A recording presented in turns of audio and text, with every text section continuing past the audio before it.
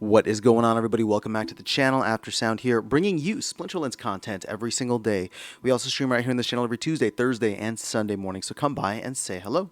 This video is also brought to you by two things. Since we don't do any sponsorships here on the channel, I'll show them out real quick. The first is my music, which is available anywhere you stream music under the name After Sound, and the second is a new podcast I just launched called Chasing Infinity. Links in the description below. Check them out. Let me know what you think, and I appreciate the support. Okay, guys, let's talk about vouchers because we know that there is a new voucher promo card on the way. Vouchers are currently sitting at about 0.8 of a penny right now. Not fantastic, and we've minted a ton more because of the fact that when we launched Mana Warden, which is the first voucher under this new kind of streamlined voucher utility, we did not mint as many as we needed to in order to curb or to stop or at least keep up with voucher inflation. In fact, we only minted about 2/3. We're not even quite there yet, meaning that we have like an additional 1.2 million vouchers over these past couple of months. Now, we know that I believe on the next update, or at least whatever update we get in December, that's the 3-month mark. We're going to get another new card, and I want to show you the math behind this as to why I think it's essential for these cards to be obscenely good at the highest levels, meaning at maxed levels. Because with Mana Warden, you got it right off the bat, right? Whereas we saw with the recent promo card for Hall of Legends, you had to get it to like level 4, which I thought was better. You know, people will need to get that, whatever that phase warden is what I want to call it. But essentially, you're getting the phase ward where you're giving phase to the unit in front. But let's take a look. So we're at 15.149 million vouchers currently in circulation, right? There's a lot. So what I want to show you here is, let's go to the calculator. Now, here's the thing. How much does it cost to get a maxed copy of a card in terms of vouchers? We have 30 vouchers per BCX, and since it's a common card, you need 400 BCX. So that means you need 12,000 vouchers in order to get a maxed copy of a card. Now, if we were to take that, was it 15,149,000 roughly, right? And divide that by the 12,000, you can see that with all the vouchers out there, we would only be able to create 1,000 or 1,200 max copies.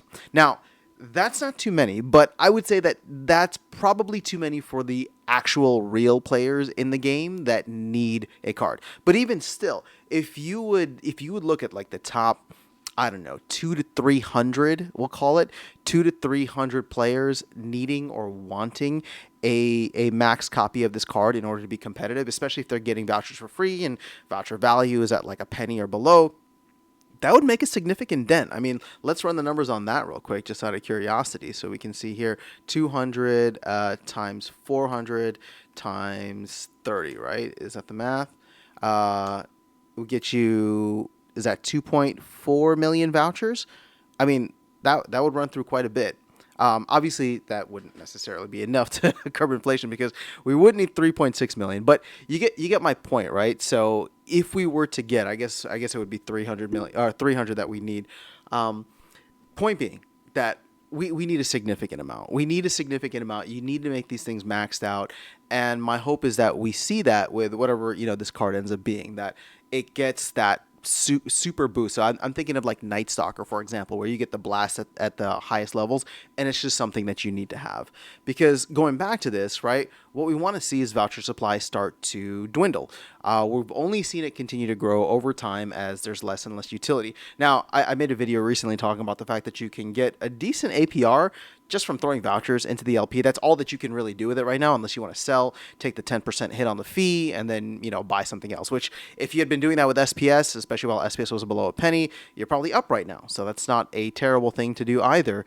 But we need to find use cases for these vouchers, and the only use case as of now is these cards. And I shouldn't say even as of now, because we took away all the use cases for a reason. We wanted to be streamlined. So therefore, if it's only going to be this card needs to be awesome, and it should be every player desiring to get it at the higher levels, or ideally at the highest levels.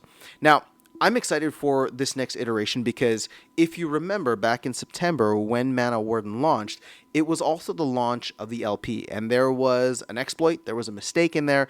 A lot of people were able to get vouchers for super cheap, and I think that really hurt the value of Mana Warden. I don't even know where the value of Mana Warden currently is, but it's definitely less than the amount you'd have to pay if you were using vouchers, which kind of sucks, right? Because you can just go buy it on the secondary market. A lot of players who probably didn't care for the card, didn't need it, whatever the case, ended up buying copies, and we still ended up with way too many, right? So this goes back to the argument of, well, these cards need to be better. They need to be better so that more BCX are purchased by the players in the game who want to be competitive and have the highest level card. Especially because vouchers is just so cheap right now. At less than a penny, I mean, it's 20% below a penny. You want this to be something that really rewards the folks who are staking SPS and having node licenses, ideally running nodes in the future.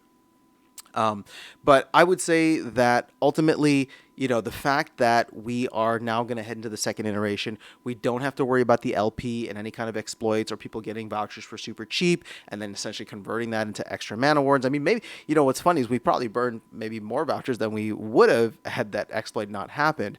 But I think seeing Mana Warden, getting that ability at level 1 rather than level 2 or level 3 or 4, right? Again, for me, I'm the perfect example of that. I got 1 BCX. I'm thinking about maybe getting a couple of more, but I don't need it. 80% of the value comes at level 1. If they had forced me and everybody else like me to get it to level 2, that would have been a 5x increase in the amount of vouchers I would have had to spend. Or it's a common card, so level 3, right? Meaning that you get it at the max for bronze level. I mean, I think that's 14x, right? So I would have had to spend 14x the amount of vouchers in order to get Mana Warden with the Shield Ward ability. That's huge because it's not just me. There'd be many others that would be doing this. So as we look forward to this new card and hopefully getting more details on the stats on that soon, my hope is that it's got to be absolutely bonkers at the highest levels. Now, here's the thing. I know a lot of people will look at that and say, oh, well, if it's, broken at the highest levels, well, that kind of excludes people who want to play at the lower levels or can't afford the card or whatever the case is. And again, I understand, but that's why we have these promo cards. It's considered a promo card. You can give it decent abilities. I'm not saying to completely nerf it at, levels 1 through 9 or whatever rarity it ends up being, right? But you want it to be something that progresses and then all of a sudden, at the very end, or ideally at the tail end. I mean, maybe they can test it out and try something at a gold level, so level 8. But I would just say that I'd love to see this be a fantastic, fun card to use and to play. Something that gets very, again, not meta defining or meta breaking, but very much a part of the meta, right? So if I had to pick, neutral would be cool. Low mana would be cool, right? And then, of course, maybe a new ability or maybe just a stack of abilities that allows it to be something where it's just oh, yeah, I got to have this card, right? Because not only is it going to be important for winning the game, but you're also going to be able to get a 10% boost on winning with that card. So that's where we're at from a voucher perspective. Hopefully the next video I do on vouchers will be about this card, and we'll be able to break down exactly what will be needed based on the expectations and all that for how much how many vouchers it's going to cost, how many vouchers it's going to cost to get it to where I would say you get 80% of the value, right? So again, whatever level that ends up being, hopefully it's not level 1, but that is my thought on this. Hopefully we will see it very soon, as we are coming up to the end of November here. But that is all I have for you guys in this video. Let me know your thoughts in the comments below. I'll catch you all in the next one and see you around the game. Take care.